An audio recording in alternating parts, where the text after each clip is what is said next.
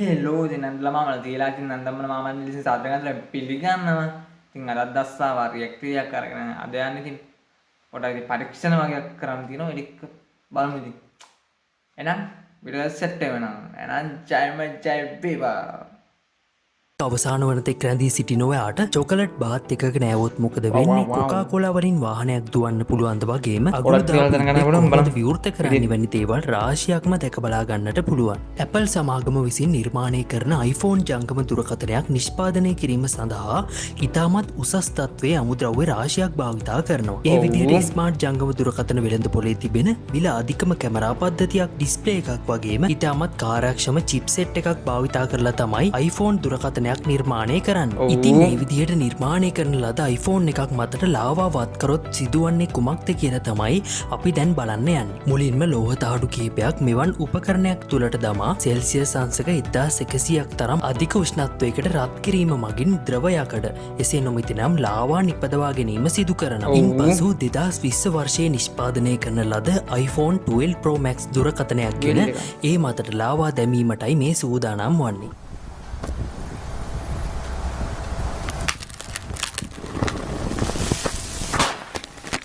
Ui, pipuruan ni.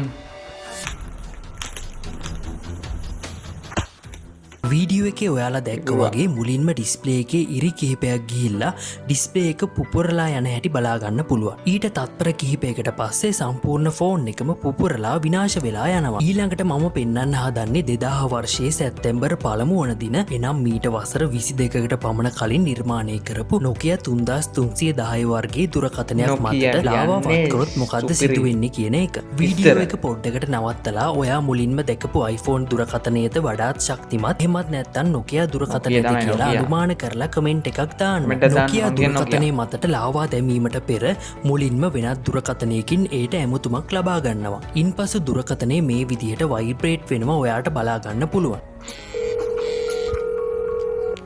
ඔන්න ඉතින් අපි මේ මතට ලාවා දැමීමටයි සූදානම්. ඔයා දැක්ක විදිහට ලාවා දාපු ගමන්ම ඒවා දුරකථනය හරහා ලිස්සලා ගිහින් බිමට වැටෙනවා බලා ගන්න පුළුවන්. නැවතත් වරක් ලාවා ස්වල්පයක් වත් කළ විට දුරකථනයේ ගිනි ගැනීමට පටන් ගන්නවා. ඒත් තවමත් Nokia දුරකථනයේ වයිබ්‍රේට් වෙන හැටි ඔයාට බලා ගන්න පුළුවන්.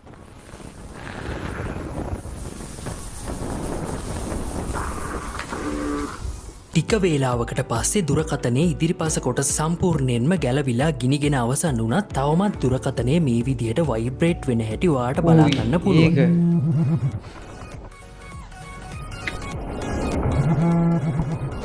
මීට වසර කිහිපයකට කලින් ජනප්‍රියතාවයට පත් වෙලා තිබුණ Nokia ජංගම දුරකථනයේ ශක්තිය පිළිබඳව ඔබට හොඳටම තේරෙන්නේ ඇති. ඉතින් ඔයා මම මුලින් ආපු ප්‍රශ්නෙට හරියටම උත්තරේ අනුමාන කළාද? වීඩියෝ එක හොඳයි කියලා හිතනවා නම් ලයික් එකක් දාන්න. ඔයා අපේ channel එකට අලුත් කෙනෙක් නම් පල්ලෙහා තියෙන රතු පාට subscribe button එක ක්ලික් කරලා දැන්ම අභිරහස් ගවේෂකයෙක් වෙන්න අමතක කරන්න එපා.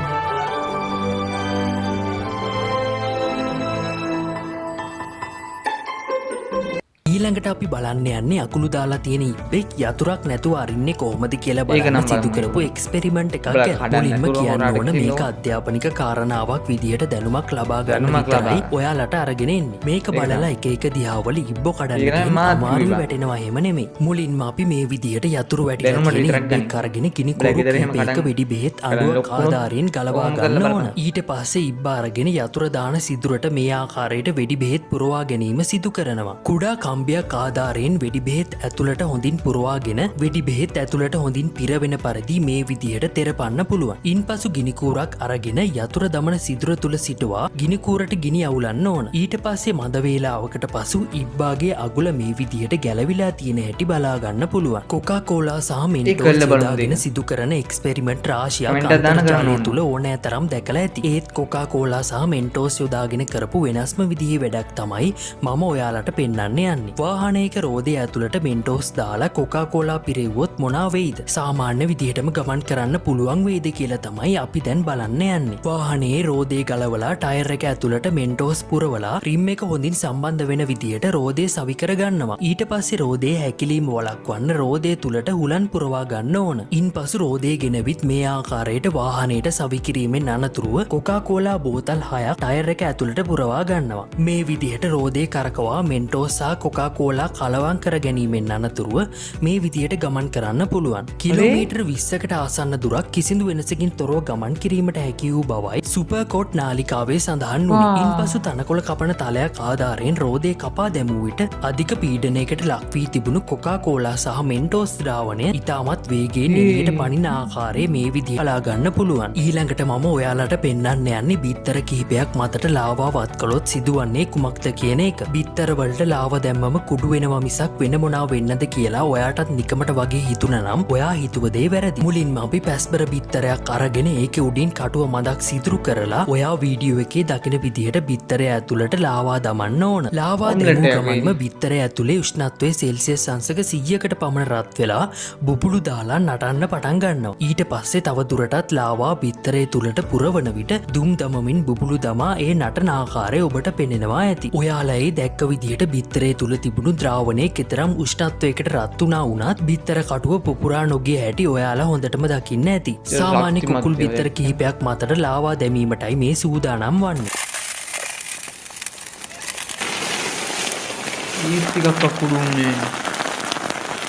පැස්බර බිත්තර කටුව තරම්ම ශක්තිමත් නැති වුණ සමහර බිත්තර පුරා ගොස් නැති බව ඔබට පෙනෙනවා.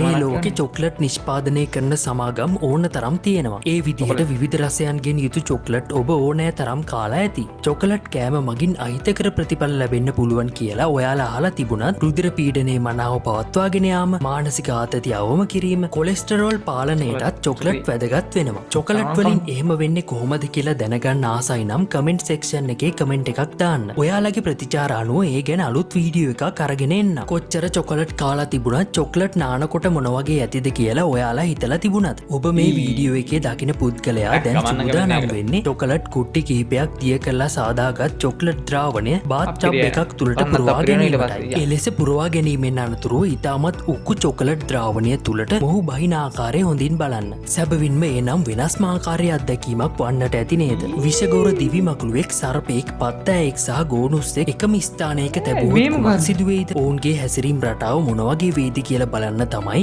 අපි දැන් සූදානම් වෙන්නේ. මුලින්ම වීදුරු කුට්ටියක් තුලට ගෝනුස්සා ඇතුළු අනිකුත් සතුන් කිහිප දෙනාම දමා තැබූ විට ඔවුන් දක්වන හැසිරීම කෙමුදු එකක්ද කියලා ඔබම නිරීක්ෂණය කරන්න.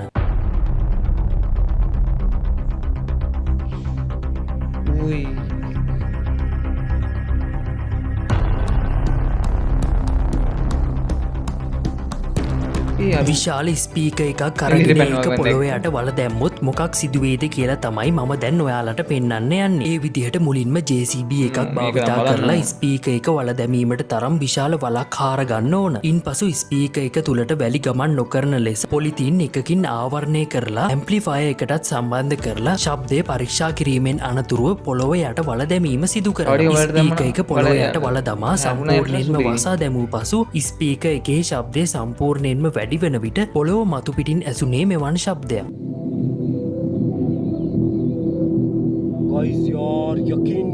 ඊළඟට මම ඔයාලට පෙන්වන්න යන්නේ JBL එකක් මතින් බිත්තරයක් තැබුවහම සිදුවෙන්නේ කුමක්ද කියලා.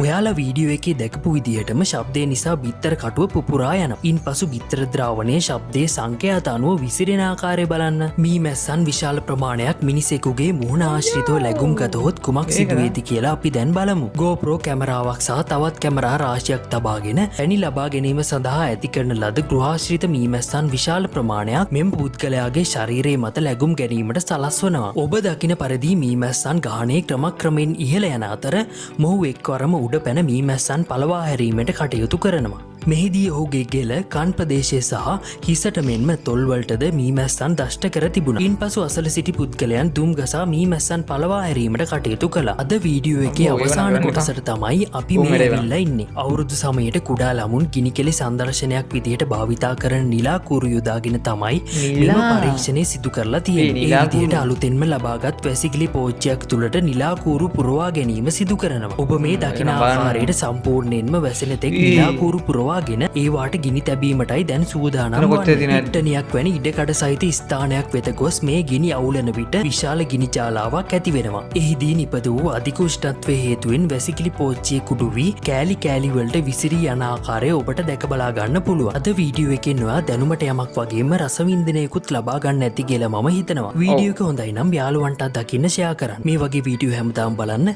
රතු පාට subscribe බටන් එක ඔබලා අභිරහස් ගවේෂණේ YouTube channel එක subscribe කරන්න. එහෙනම් තවත් වීඩියෝ එකකින් ළඟදීම හමු වෙමු.